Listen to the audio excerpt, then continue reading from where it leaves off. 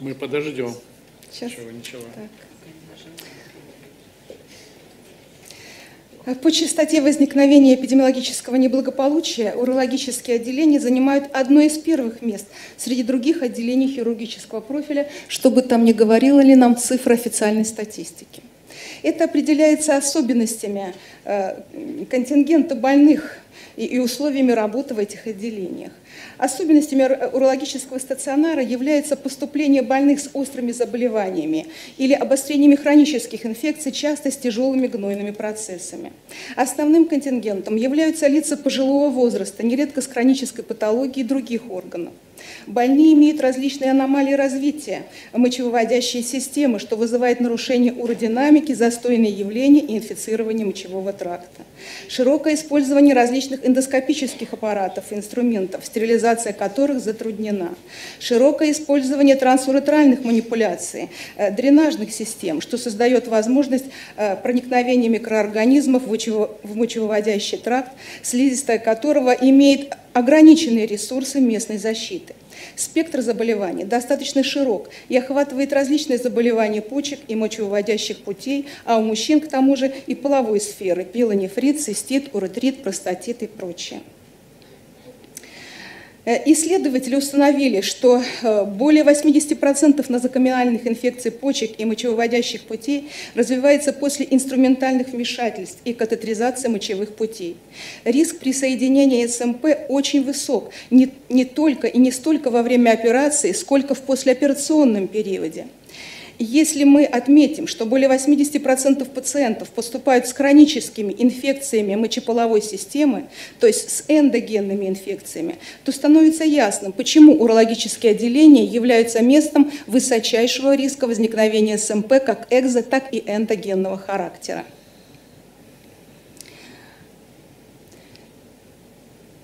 Этиология заболеваний микроорганизмов. Часто прослеживается лидирующее положение грамотрицательных микроорганизмов. Ацинетобактер баумани, клепсиела пневмония, псевдомонас аэрогеноза, кишечная палочка, протеус мирабилис, энтерококки. Известно, что больничные штаммы псевдомонас аэрогеноза обладают генетически детерминированной полирезистентностью к антибиотикам и дезинфекционным средствам. Эти микроорганизмы способны к длительному существованию на объектах окружающей среды, выживают в растворах антисептиков, образуют биопленки. Клинические штаммы синегнойной палочки обладают высокой устойчивостью вне организма человека. Неспецифическая профилактика инфекций, связанная с оказанием медицинской помощи, давно и прочно вошла в практику противоэпидемических мероприятий в медицинских организациях хирургического профиля. Точки приложения и узкие места, где риск инфицирования пациентов наибольший, давно известны эпидемиологам и клиницистам. Традиционно обращается основное внимание на соблюдение противоэпидемического режима в перевязочных, процедурных и операционных. И это правильно. Но не менее рискованным являются диагностические подразделения, где проводятся не менее опасные манипуляции. В частности, манипуляции при ультразвуковом и рентгенографическом исследовании мочевого пузыря, в том числе у пациентов с цистостомой. Как правило, в диагностических подразделениях нога эпидемиолога появляется крайне редко. Тому подтверждением послужило эпидемиологическое расследование случая острого гнойного цистита, возникшего на второй день после ультразвукового исследования мочевого пузыря у пациента с цистостомой. При эпидемиологическом расследовании было установлено, что ультразвуковое исследование было проведено с наполнением мочевого пузыря через установленный в цистостоме катетер. При этом оказалось, что катетер был установлен месяц назад, и пациент пришел для его замены. Катетер заменили уже после данной манипуляции. На второй день у пациента отмечается лихорадка свыше 38 градусов, мутная, отделяемая по катетеру. Микробиологическое исследование установило наличие в моче энтерококков в количестве 10 в 6 степени на миллилитр. Устойчивого ко всем уросептикам, цефалоспорином второго и частично третьего поколения. Классические признаки СМП.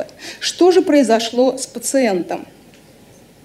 Для ответа на этот вопрос Позвольте совершить небольшой экскурс в микробиологию.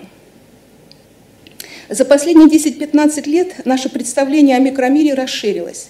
Если раньше считалось, что микробы существуют в виде некого планктона, отдельно существующих клеток разного вида, так называемые планктонные клетки, то в настоящее время, благодаря современным исследованиям, установлено, что более 90% микроорганизмов существуют в виде биопленок.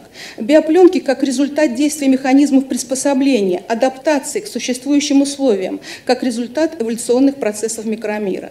В биопленке микроорганизмы, иногда разного вида, находятся в так называемом слизистом мешке, то есть покрыты пленкой из полисахаридов, которую они сами же и синтезируют в качестве защиты от антибиотиков, дезинфектантов, гуморальных структур иммунной системы. Таким образом, с одной стороны, микроорганизмы эволюционировали под воздействием неблагоприятных факторов внешней среды, с другой стороны, расширилось наше представление о них благодаря современным технологиям. На этом слайде схематично показаны стадии образования биопленки. Это важно, в первую очередь, для клиницистов, чтобы знать, когда мочевой катетер подлежит замене, если через него проводятся манипуляции орошения мочевого пузыря. И выделяют 5 стадий развития биопленки. Первый день – первичное прикрепление микроорганизмов к поверхности из окружающей среды, и эта стадия обратима. Второй день – окончательное прикрепление, фиксация. На этой стадии микробы выделяют внеклеточные полимеры, обеспечивающие адгезию. Третий день – созревание. Клетки, прикрепившиеся к поверхности, облегчают прикрепление последующих клеток. Внеклеточный матрикс удерживает вместе всю колонию, накапливаются питательные вещества. Четвертый день. Рост, образуется зрелая биопленка, и теперь она изменяет свой размер, форму. Внеклеточный матрикс служит защитой клеток от внешних угроз. Пятый день – выброс бактерий, дисперсия. В результате деления периодически от биопленки отрываются отдельные клетки, способные через некоторое время прикрепляться к поверхности и образовывать новую колонию. Из зарубежных и отечественных источников известно, что степень адгезии с последующим формированием биопленок наиболее выражена к таким материалам, как латекс, силикон, поливинилхлорид, собственно, те материалы, из которых производятся катетеры.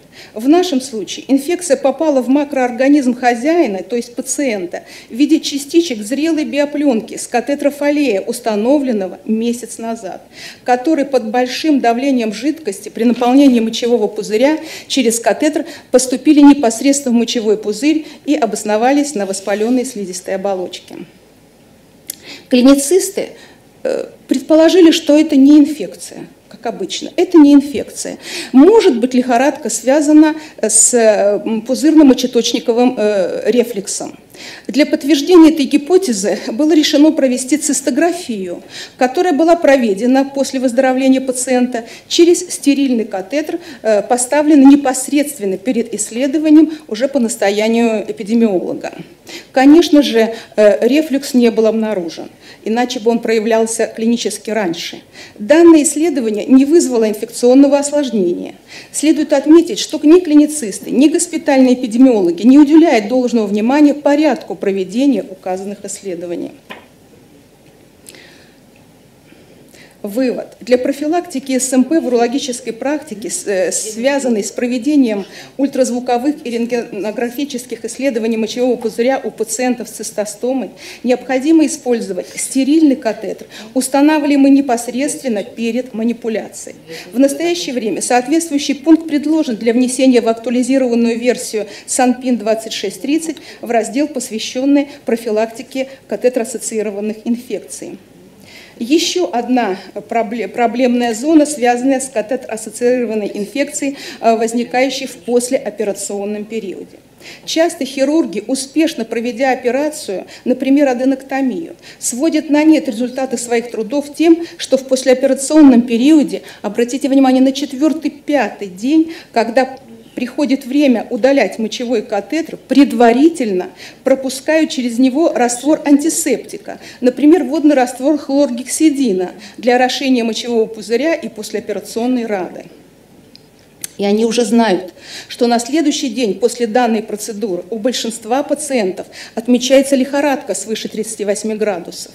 Не задумываясь над тем, почему это происходит, лихорадку подавляет внутривенным введением антибиотиков. Это привычная, рутинная практика в урологии. Каков патогенез этого явления? Стоком мочи микроорганизмы, которыми инфицирован мочевой пузырь, потому что у пациентов, как правило, хроническая инфекция, попадают в катетер, где в течение 4-5 дней образуются зрелые биопленки. Во время снятия катетера с обратным током под действием шприца вместе с раствором антисептика, который не действует на биопленки, ее частицы попадают в мочевой пузырь, а затем на открытую раневую поверхность, где и прорастают, размножаясь в геометрической прогрессии и выделяя токсины.